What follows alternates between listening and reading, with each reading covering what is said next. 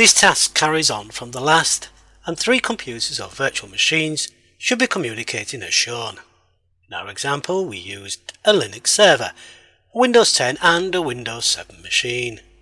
So what is Samba all about? In brief, SMB or Server Message Block is a protocol that is used between a Microsoft client and a Microsoft server.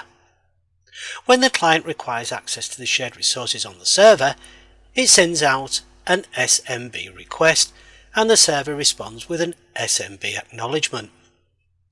Linux operating systems do not support SMB by default. Therefore, a compatibility system called Samba was created to allow shares between the two systems. The commercialization of the internet over the past few years has created something of a modern melting pot. It has brought business folk and technologists closer together than was previously thought possible. As a side effect, Windows and UNIX systems have been invading each other's turf, and people are expecting that they will not only play together nicely, but they will share. A lot of emphasis has been placed on a peaceful coexistence between Unix and Windows. Unfortunately, the two systems come from very different cultures, and they have difficulty getting along without mediation. And that, of course, is Samba's job. Samba runs on Unix platforms, but speaks to Windows client like a native. It allows the Unix system to move into Windows network neighbourhood without causing a stir. Windows users can happily access files and print services without knowing or caring that those services are being offered by a Unix host. All of this is managed through a protocol suite, which is currently known as the Common Internet File System, or CIFS. The name was introduced by Microsoft and produces some insight into their hope for the future. At the heart of CIFS is the latest incarnation of the Service Message Block, SMB protocol, which has a long tedious history. Samba is an open source CIFS implementation and is available free from the following web address. Indeed, Samba is so versatile almost any device that supports a version of Linux is compatible, which includes mobile phones, tablets and laptops, etc. In this task, the Windows 10 client is used in some part to set up the Linux server using webmin. One problem here is that the Linux server requires an access to internet to install Samba, and at present the Linux server is using an internal network. A solution to this would be to change the configuration of the network adapter to NAT in VirtualBox, thus allowing access to the internet, installing the required files, then changing the configuration once again back to internal network. However, we'll take this opportunity to demonstrate that computers can access different networks even on different addressing systems. First, close all virtual machines. Restart the Linux server and check that it runs without any errors. Next, we need to install in the Linux server a second network adapter and configure it for NAT within VirtualBox, then configure the Linux server for DHCP. Shut down the Linux server using sudo halt. Select the Linux server in VirtualBox, then click on Settings, Network, then on Adapter 2 tab. Select Enable Network Adapter and attach to NAT. Check Advanced that the cable connected has been selected. Click on OK, then start the Linux server. Check the name of the network adapters using the following command. In our example, it has returned NP0S3 and NP0S8. Now to edit the interface file using the following. Set the new adapter to DHCP using the following scripts. Since we should be continuing from the last task, no other amendments need to be done. Save and exit using Ctrl+X. Type in Y, then enter when prompted to leave the current file unchanged. Restart the Linux server using sudo reboot. Update the server. To install Samba, we can use the following command. and when prompted with "Do you wish to continue?" type in Y. Samba requires a password to allow users access to the shares. Once the download has been complete, type in the following to add a new password. We could have stipulated other users at this point, but since Janet is the only one with an account, we shall use her. You will now be prompted with a new SMB password. This could be anything, but for simplicity's sake, we shall use "Let me in" again in lower cases. You will then be prompted to re-enter it. This completes the Samba installation. We could continue on the Linux server and complete creating the share folders, etc. But we shall demonstrate at this point how versatile webmin can be. Remember, the client running webmin could be on the other side of the world. So we shall create new shared folders on the Linux server using webmin on the Windows 10 machine. This should already have an internal network adapter installed within VirtualBox. When Windows has installed, click on the Internet Explorer icon, then type in the following link. In our example, we just clicked on refresh and we was prompted to log in using the admin for the username and "Let me in" for the password.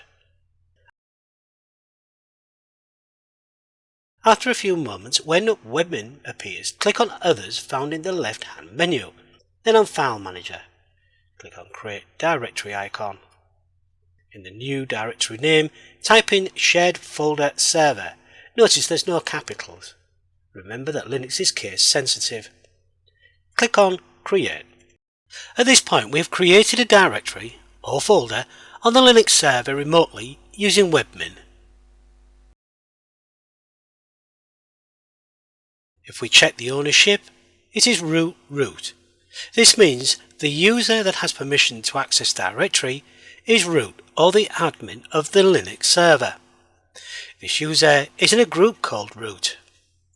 Without going into users and groups at this stage, we must try and understand that the administrator of one computer does not automatically give that administrator the same rights of another administrator of another computer. We can think of it like this. Two houses next to each other. Both have a family by the same surname, Smith, but the door keys are different.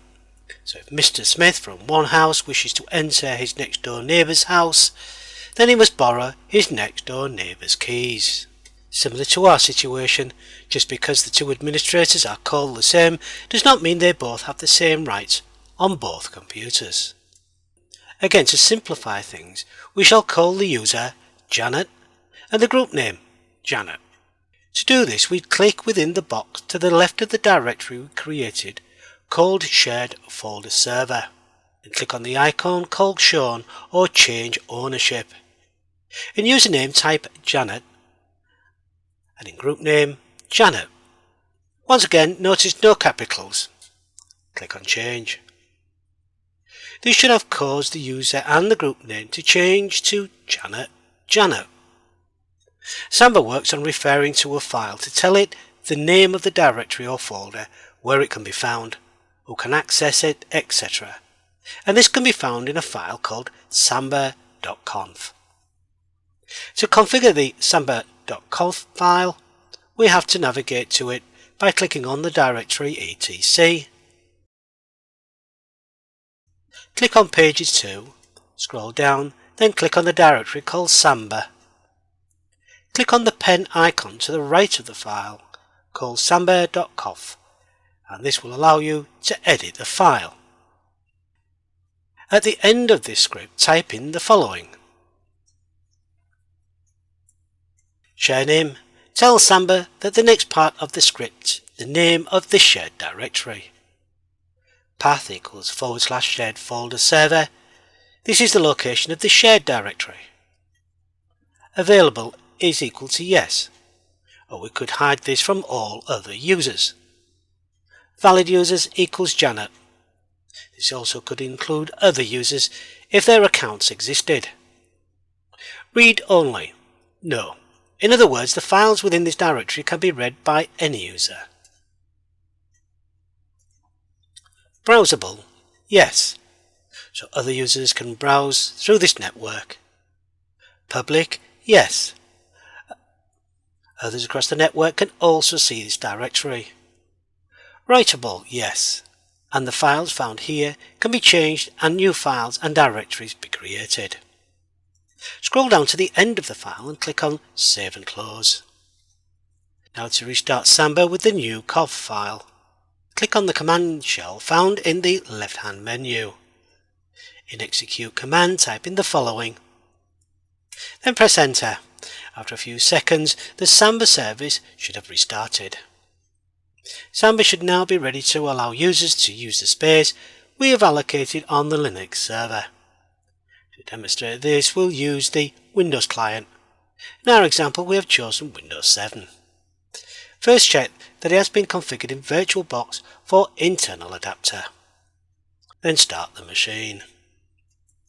When Windows is initialized, right-click on the network icon found on the taskbar. Then click on Open Network and Sharing Center. Click on Change Adapter Settings, then right-click on Local Area Connection, then on Properties.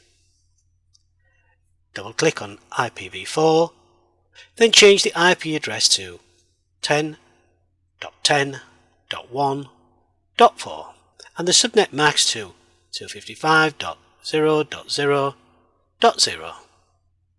Click on OK, OK again, then close all windows. Next we shall create on the Linux server a new folder using the Windows 7 client. Click on Start, then Computer. Double click on Network. Double click on Ubuntu. As we said before, Samba uses a password, and this was set earlier within the task. Type in the username Janet, and for the password, let me in. Here we shall find a folder called ShareName. This is like a shortcut to the directory we created on the Linux server called Shared Folder Server. We should see this effect now. Within the folder called ShareName, create a further folder called Created on the Windows 7 client.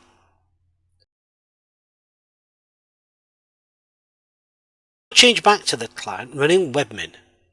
Then click on the File Manager found in the left-hand menu. Double click on the directory Shared Folder Server and we should find that the directory that was created on the Windows 7 client. Now let's create a new directory called Created on Windows 10 client. Click on the new directory icon found in the top right hand side. In Create, type in Created on Windows 10 client, then click on Create. This should have appeared. We can now see the effect on the Linux server. Change to the root directory using cd/. Use ls to list the contents of this directory, and we should find the directory called Shared Folder Server. Change to this directory. And once again, list the contents. Here we should find the directories that were created on the other two clients. This has just been a simple example of what Samba is capable of, and any device that supports Samba, whether it's a PC or a mobile phone, can exchange files, folders or directories.